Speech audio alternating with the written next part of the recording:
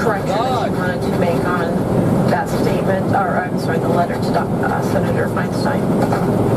It wasn't a correction, but I just wanted to comment on it since we were looking at this letter.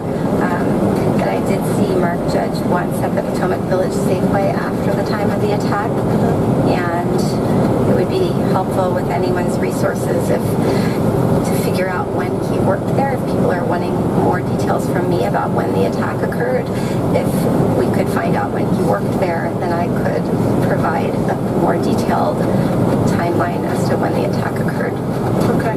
And then that is not a correction in your statement? It's just, no. Okay. You also wrote out a handwritten statement for the polygrapher when you took your polygraph test. Is that correct? Yes. Okay. And I see corrections on that where you crossed out. So I will go on to the Washington Post article that was originally published on September 16th of this year. And should I just not look at this for accuracy, or we're just going to leave that be? We may come back to it if you need to refer to it. Okay. On the Washington Post article, did you submit to an interview by a reporter with the Washington Post for that article to be written? Correct. Okay. And then finally was the statement that you provided this morning. I assume that to the best of your recollection that was accurate. This whole article is accurate? No. The statement that you made this morning. Okay.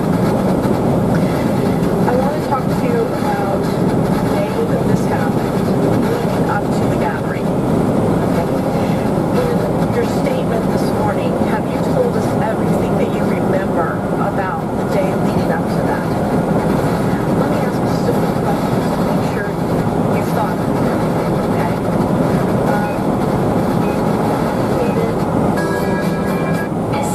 Okay?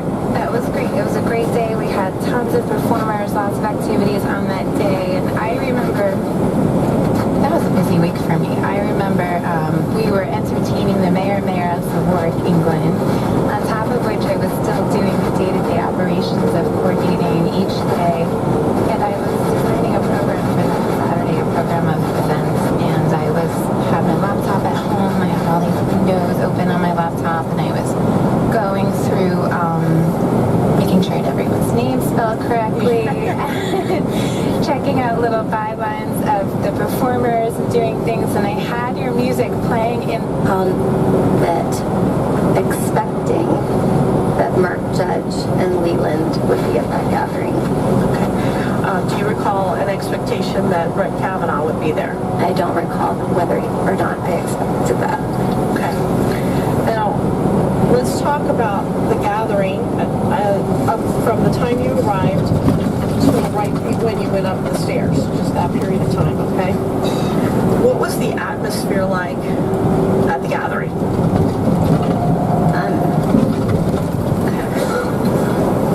Mr. Kavanaugh and Mr. Judge were extremely inebriated. They had clearly been drinking prior, and the other people at the party were not. It was clear that they had been drinking prior. You mean prior to the time you had gotten there, or prior to the time they had arrived? Prior to the time that they arrived. I don't recall who arrived first, though, whether it was me or them. Okay, please continue. Okay.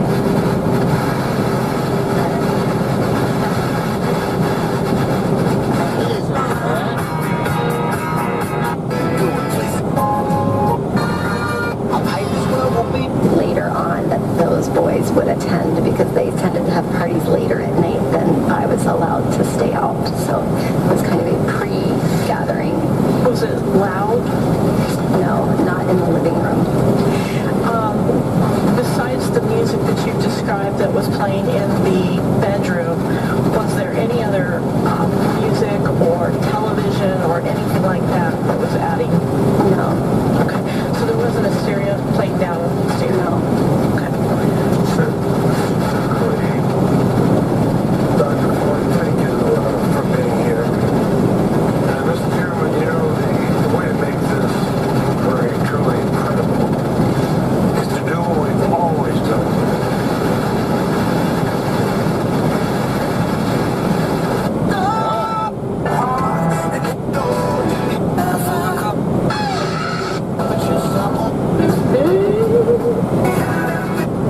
I guess they shot down one of his script ideas. Might possibly need, but I don't carry silver like gold and linen.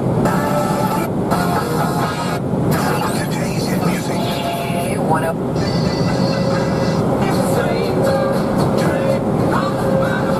Let's have a nonpartisan professional investigation and then take the time to have these witnesses testify.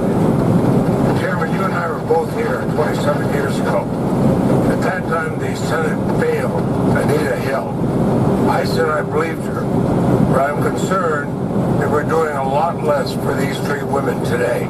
That's my personal view. Now, Dr. Ford, no matter what happens with this hearing today, no matter what happens with this nomination, I know, and I hear from so many in my own state of Vermont, there are millions of victims and survivors out there who've been inspired by your courage. I am. Bravery is contagious. Indeed, that's the driving force behind the Me Too movement. And you sharing your story is going to have a lasting, positive impact on so many survivors in our country. We owe you a debt of gratitude for that, Doctor. Now, contested, you were simply mixed up about who assaulted you. An ally of Judge Kavanaugh in the White House even promoted a wild theory about a Kavanaugh look-alike. You immediately rejected that theory, as did the innocent man who had been called that look-alike. In fact, he sent a letter to this committee forcefully rejecting this absurd theory. And I asked consent to enter that in the record. Now, how did you know Brett Kavanaugh and Mark Judge? And is it possible that you would mix them up with somebody else? No, it is not now. The person that was preparing me for the incident is actually the person who introduced me to them originally. So he was a member of Columbia Country Club, and I don't want to talk about him because I think it's unfair, but he is the person that introduced me to them. But you would not mix up somebody else with Brett Kavanaugh, is that correct? Correct. Or Mark Judge? Correct. Well, then let's go back to the incident. What is the strongest memory you have? Strongest memory of the incident? Something that you cannot forget. Take whatever time you need. Indelible in the hippocampus is the laughter. The uproarious laughter between the two, and they're having fun at my expense. You've never forgotten that laughter. You've never forgotten them laughing at you. They were laughing with each other. And you were the object of the laughter. I was, underneath one of them while the two laughed. Two friends having a really good time with one another. Let me enter into the record a statement by the National Task Force. Objections ordered. And a letter from 24 members of the House Representatives urging the committee to use the NTS trauma-informed approach in questioning Dr. Ford. And a letter from another 116 members of the House asking to delay till this has been heard. Objections ordered. Dr. Ford has at times been criticized. He took a step of obedience and faith, and he is going to show you that he's bigger than you ever thought.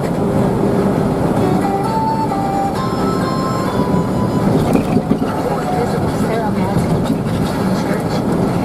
Look out over the Says and more. Come see hundreds of new arrivals. Your backyard is. Thank you for administering your ring. Saludos cordiales para todos. Democrat Patrick Leahy. perfect center. This report is sponsored by JC. Saturday at 10 Pines Bridge Road in Austin.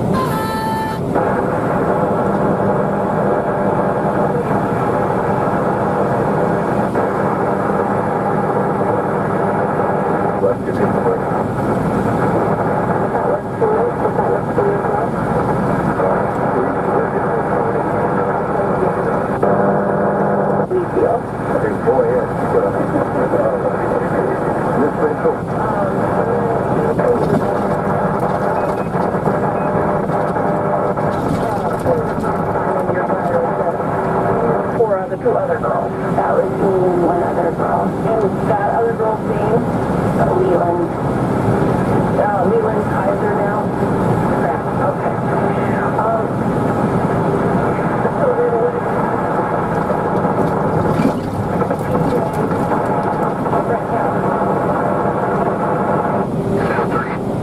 Five-star customer service that luxury buyers expect. Visit them today. From healthy lunchbox snack value threat.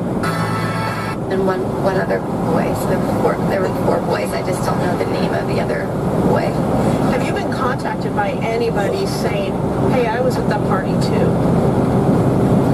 No, I haven't talked with anyone from that party. Okay.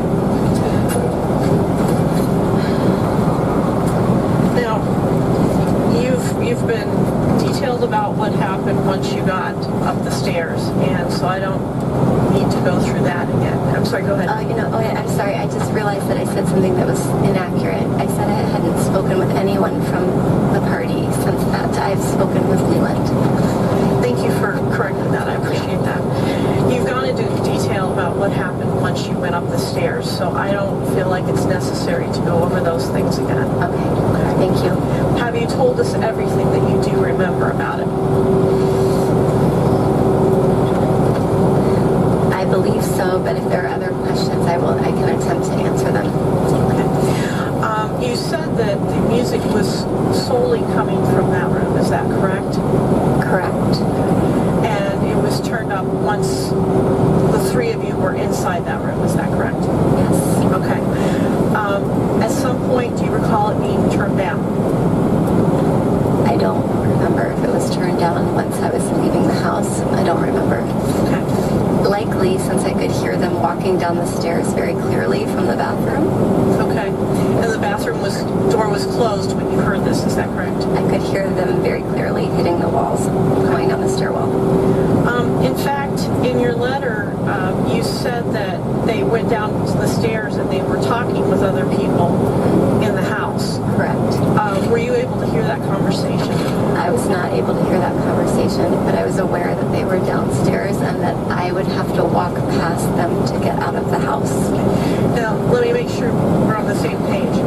Were you not able to hear the conversation or not able to understand the conversation? I couldn't hear the conversation. I was upstairs. How do you know there was a conversation? I'm just assuming since it was a social gathering, people were talking. I don't know. Okay. In your I letter, heard them talking as they went down the stairwell. They were laughing. okay. In your letter, you wrote both loudly stumbled down the stairwell, at which point other persons at the house were talking with them. Does that ring a bell? Plus, I had to walk past everyone to leave the house. Your letter, I'm not understanding. I'm sorry. okay. Your next sentence, let me try to clarify this. After you said other persons at the house were talking with them, the letter goes on to the very next sentence. I exited the bathroom, ran outside of the house, and went home. Correct.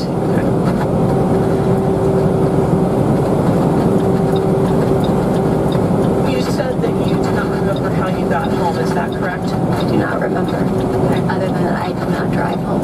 Okay. I'm going to show you, provide to you a map of the various people's houses at the time, and if you could verify that this is where you were living at the time. Where I was living at the time? Yes. Okay. Mr. Chairman, do we have a copy of these documents? If you want one, we can get you one. Yes, before the questions begin, so we can follow the testimony. That's Kamala Harris, Democrat of Myself California. said that we should not provide the copy. Oh. Well, speak plainly with me, please. Oh, sure. I'd like to see what she's looking at. You have another 30 seconds now because I was rudely interrupted. Okay. Mr. Chairman, Senator Harris, we do have a blown up copy of this for the members to view, if that's helpful. Okay, I'm going to put check marks next to homes that I can confirm are the correct locations, and then an X or a question mark when I don't know where these people live. I'm only asking you to confirm if that map accurately shows where you were living at the Where time. I lived at the time. So I can't see the street name, but I'm happy to refer to the address or the neighborhood. Okay, could you tell us that? Yes, it's River Falls. Okay. Near the, what is the place called? The Naval Research Center on Parabarton Parkway. Okay, was that a house or an apartment? It was at my parents' home. Okay. Durbin. Mr. Chairman, I ask consent to enter into the record This is Dick Durbin, Democrat of Illinois. from your classmates at Holton Arms School, 1,200 alumni of the school, 195 of your colleagues, students, and mentors, 1,400 women and men who attended DC schools, and 50 members of the Yale Law School faculty who are calling for a full FBI investigation. I ask consent to enter these into the record. Without objection, so ordered. Dr. Ford, as difficult as this experience must be, I want you to know that your courage in coming forward has given countless Americans the strength to face their own life-shattering past and begin to heal their wounds. By example, you have brought many families into an honest and sometimes painful dialogue that should have occurred a long time ago. I'm sorry for what this has done to you and your family. No one should face harassment, death threats, and disparaging comments by cheap-shot politicians simply for telling the truth. But you and your family should know that for every scurrilous charge and every pathetic tweet, there have been thousands of Americans, women and men, who believe you, support you, and thank you for your courage. Watching your experience, it's no wonder that many sexual assault survivors hide their past and spend their lives suffering in pain silence. You had absolutely nothing to gain by bringing these facts to the Senate Judiciary Committee. The fact that you are testifying here today, terrified though you may be, the fact that you have called for an FBI investigation of this incident, the fact that you are prepared to name both Judge Kavanaugh and eyewitness Mark Judge stands in sharp contrast to the obstruction we've seen on the other side. The FBI should have investigated your charges as they did in the Anita Hill hearing, but they did not. Mark Judge should be subpoenaed from his Bethany Beach hideaway and required to testify under oath, but he has not. Judge Kavanaugh, if he truly believes there's no evidence, no witnesses that can prove your case, should be joining us in demanding a thorough FBI investigation, but he has not. Today, you come before this committee and before this nation alone. I know you're joined by counsel and family. The prosecutor on the Republican side will continue to ask questions to test your memory and veracity. After spending decades trying to forget that awful night, it's no wonder your recollection is less than perfect.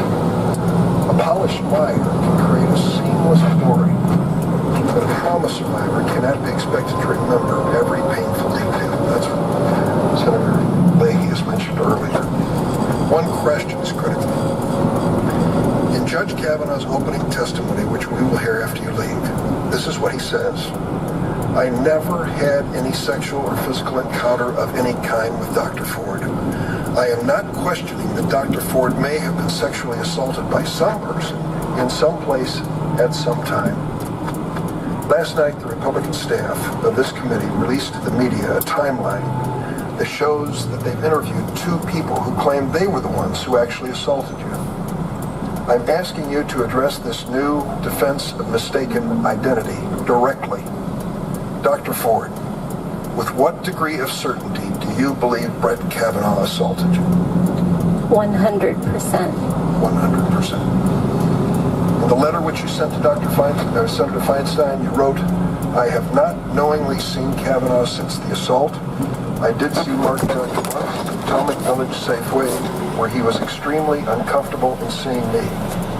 Would you please describe that encounter at the Safeway with Mark Judge and what led you to believe he was uncomfortable? Yes. I was going to the Potomac Village Safeway. This is the one on the corner of Falls and River Road. And I was with my mother, and I was a teenager, so I wanted her to go in one door and me go in the other. So I I chose the wrong door because the door I chose was the one where Mark Judge was, looked like he was working there and arranging the shopping carts. And I said hello to him. And his face was white and very uncomfortable saying hello back. And we had previously been friendly at the times that we saw each other over the previous 2 years, albeit not very many times. We had always been friendly with one another. I wouldn't characterize him as not friendly. He was just nervous and not really wanting to speak with me. And he looked a little bit ill. How long did this occur after the incident? I would estimate 6 to 8 weeks. Thank you, Mr. Chairman. Before we take a break, I can't let what Senator Durbin said. By the way, he's my friend. We work on a lot of Senator Chuck legislation Grassley, together. Chair. This is special coverage But, from Imperial News. You talked about the obstruction